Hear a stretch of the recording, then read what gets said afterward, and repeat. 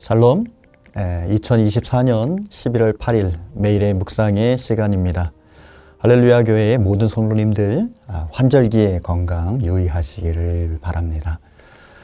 오늘 죽으면 죽으리라 라고 하는 이 문장을 생각하면 떠오르는 한 여인, 민족을 구원한 에스더를 통하여서 하나님이 주시는 교훈에 대하여 함께 은혜 나누고자 합니다. 먼저 본문을 통독하겠습니다. 에스더 4장 14절부터 17절까지 말씀입니다. 이때에 내가 만일 잠잠하여 말이 없으면 유다인은 다른 데로 말미암아 노임과 구원을 얻으려니와 너와 내 아버지 집은 멸망하리라. 내가 왕후의 자리를 얻은 것이 이때를 위함이 아닌지 누가 알겠느냐 하니 에스더가 모르드게에게 회답하여 이르되 당신은 가서 수산에 있는 유다인을 다 모으고 나를 위하여 금식하되 밤낮 3일을 먹지도 말고 마시지도 마소서. 나도 나의 시녀와 더불어 이렇게 금식한 후에 규례를 어기고 왕에게 나아가리니 죽으면 죽으리이다 하니라. 모르드게가 가서 에스더가 명령한 대로 다 행하니라. 아멘. 에스더는 이스라엘이 바사의 포로로 끌려간 후 70년이 지나 약속한 대로 1차 포로 귀환을 하였지만 여전히 바사 제국에 남아있던 유대인들이 하만이라고 하는 귀족의 미움을 사게 되면서 바사 왕에게 유대인을 모함하여 멸족의 위기를 당하게 될 때에 유대 민족을 구원하게 된 유대 출신 바사의 왕후입니다. 에스더가 부모를 잃고 불의한 어린 시절을 보낼 때에 사촌 오빠였던 모르드게는 그녀를 양녀처럼 삼아 양육했습니다. 그러던 어느 날 바사 제국의 왕 아하수에로의 왕후 와스티가 왕의 술자리에 절정의 시간에 왕후를 자랑하고자 오게 하라 했던 명령을 거부하여서 왕의 권위를 손상시킨 이유로 폐위되면서 바사제국 전역에 가장 아름답고 예쁜 여인을 뽑아서 왕후로 삼게 된다는 소식을 듣고 에스더를 미스 바사 대회의에 내보내게 되고 하나님의 은혜로 왕후로 살아가게 됩니다. 그녀는 안전한 자리에 있었습니다. 그러나 하만의 모함에 따라 유대인들은 큰 위기를 직면하게 되고 모르드게는 자기 옷을 찢고 베옷을 입고 죄를 뒤집어 쓴 채로 대성통곡을 하게 되는 것입니다.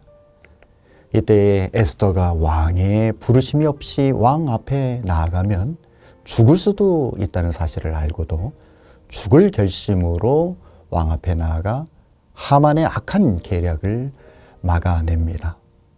이러한 이스라엘 민족의 구원 역사가 담겨있는 에스더서는 하나님이라고 하는 단어가 한 번도 등장하지 않지만 하나님의 역사로 가득한 내용으로서 이스라엘의 구원의 사역은 우연이 아닌 하나님의 섭리 가운데 진행됨을 알게 해주는 놀라운 책입니다.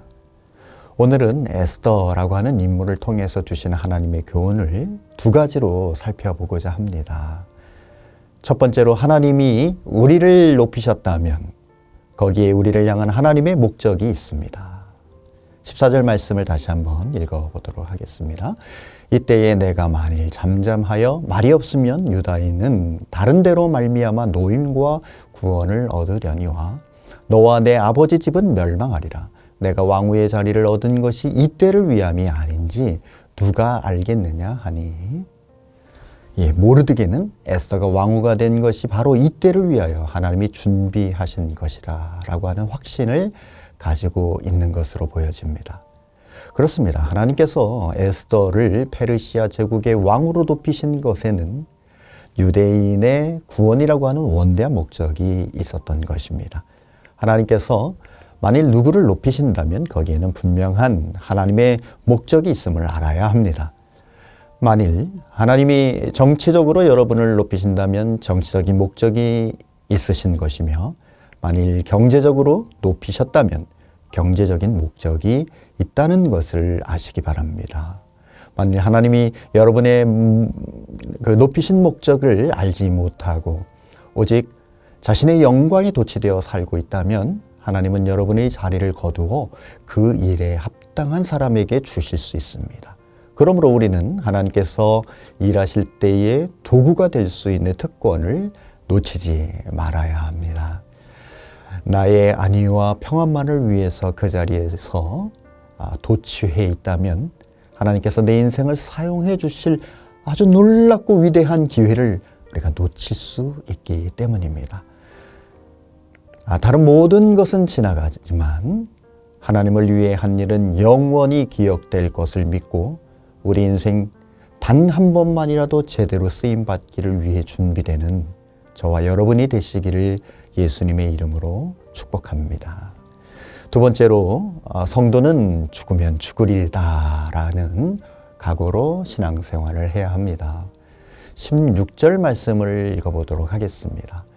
당신은 가서 수산에 있는 유다인을 다 모으고 나를 위하여 금식하되 밤낮 3일을 먹지도 말고 마시지도 마소서. 나도 나의 시녀와 더불어 그렇게 금식한 후에 규례를 어기고 왕에게 나아가리니 죽으면 죽으리이다 하니라. 에스더가 민족의 구명을 위하여 신앙적인 결단을 하는 장면을 볼 수 있습니다. 에스더는 자신도 3일 동안 금식한 후에 나아가겠다고 하지만 수산성에 있는 유다인들을 모으고 자신을 위해 금식을 요청하고 있습니다. 죽으면 죽으리이다 라는 각오로 왕에게 나아간 그녀가 처음 염려한 대로 정말 죽음에 이르렀을까요? 우리가 잘 알듯이 그렇지 않습니다. 죽을 각오로 왕 앞에 나아갔지만 왕의 금호를 내밀어 그녀를 용납하는 것은 물론 그녀가 무슨 소원이 있는 것을 짐작하고는 나라의 절반이라도 주겠다고 거듭 약속했습니다. 결국 에스더는 죽으면 죽으리다라는 결단으로 말미암아 왕의 사랑도 회복하고 원수도 처단했으며 민족의 멸절을 막아설 수도 있었습니다. 뿐만 아니라 그녀의 사촌 오빠였지만 양부와 같았던 모르드게도 제국의 제2인자로 오르게 될 수 있었고 유대 민족도 페르시아 제국 내에서 그 위상이 높아지게 되어서 페르시아 사람들 가운데에서 스스로 유대인이 된 사람도 있었다라고 기록하고 있습니다. 주님께서는 누구든지 제 목숨을 구원코자 하면 잃을 것이요 나를 위하여 제 목숨을 잃으면 찾으리라 라고 말씀하셨습니다. 이 말씀은 우리가 주님을 위하여 우리를 희생할 때 영원한 생명을 얻게 될 것이다 라고 하는 말씀입니다. 또한 하나님께서 우리가 하나님을 위하여 희생하고자 할 때 필요에 따라서는 우리에게 순교를 원하시기도 하시지만 대개의 경우 우리의 생명을 지켜주십니다. 그리고 우리가 죽을 각오로 하나님의 일을 하게 될 때 놀라운 하나님의 역사가 일어나는 것을 경험하게 됩니다. 원수는 우리 앞에 무릎 꿇게 되고 많은 이들이 구원받게 되는 것이지요. 크리스천 베스트셀러 가운데에서 죽으면 죽으리라라고 하는 책이 있습니다. 이 책은 안희숙 여사의 작품입니다.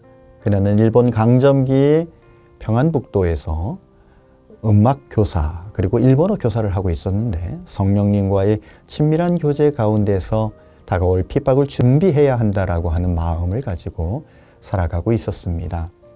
일본의 왕실의 조상실이나 국가 공로자를 모셔놓은 사당을 일컫는 말을 신사라고 하는데요. 이 신사를 참배하도록 강요받는 시기, 전교생과 교직원들이 신사참배를 강요받을 때 허리를 꼿꼿이 세우고 신사참배를 거부하게 됩니다. 그로 인하여 일본군과 일본 정부의 미움을 사게 되고 이 도시에서 저 도시로 피신을 하다가 하나님의 인도하심으로 일제강점기 신사참배 거부운동을 전개했던 의사였던 박관중 장로님을 만나서 경성에서 일본 제국회의 때에 의사당에서 위정자들과 장관들에게 한국 기독교 박해에 대해 항의하고 결국 투옥되어 6년 동안의 혹독한 옥고를 치르게 됩니다. 감옥에서 쇠약해져서 극한 상황 속에서도 하나님의 말씀으로 인도함을 받고 끝까지 믿음을 지키고 마지막 재판장 앞에서도 다음과 같이 담담하고 명확하게 말합니다. 일본은 한국의 크리스찬들을 잔인하게 박해함으로써 시궁창물을 마시며 스스로 죽음의 길을 가고 있다. 예수님께서는 이를 막아주시고 구원해 주시려는 목적으로 십자가에 죽으셨고 나는 목숨을 걸고 진리를 선포해서 일본에게 경고하려는 목적으로 보내심을 받았다. 이때의 안희숙 씨는 재판장에 천군 천사들이 가득 채우는 것을 느낄 수 있었습니다. 재판관은 아무 말도 하지 못한 채 재판이 마쳐졌다라고 합니다. 안희숙 씨는 꽃다운 젊은 나이에도 불구하고 일본의 형무소에서 죽으면 죽으리라 라고 하는 믿음을 가지고 사형이 날을 기다리고 있었습니다. 1945년 8월 말 사형을 기다리고 있는 며칠 전 광복이 되어 안희숙 여사는 풀려나게 됩니다.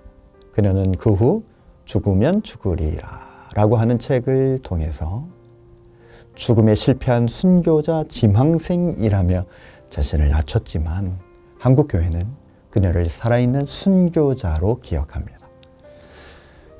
사랑하는 성도 여러분, 에스더가 여성의 몸으로 민족을 멸망으로부터 구원할 수 있었던 것은 그의 뛰어난 미모 덕분도 왕후라고 하는 자리 덕분도 아닌 하나님만을 의지하고 나아간 믿음의 힘 때문이었습니다. 하나님께서는 섭리 가운데 우리를 높이실 때 분명한 하나님의 목적이 있음을 깨달아 그 자리에서 어떻게 쓰임받기를 원하실까 숙고하면서 주님을 위해 죽으면 죽으리라는 믿음을 가지고 도전하시는 저와 여러분이 되시기를 예수님의 이름으로 축원드립니다. 함께 기도하겠습니다. 살아계신 하나님, 우리를 향한 하나님의 계획이 놀랍고 위대하심을 믿습니다.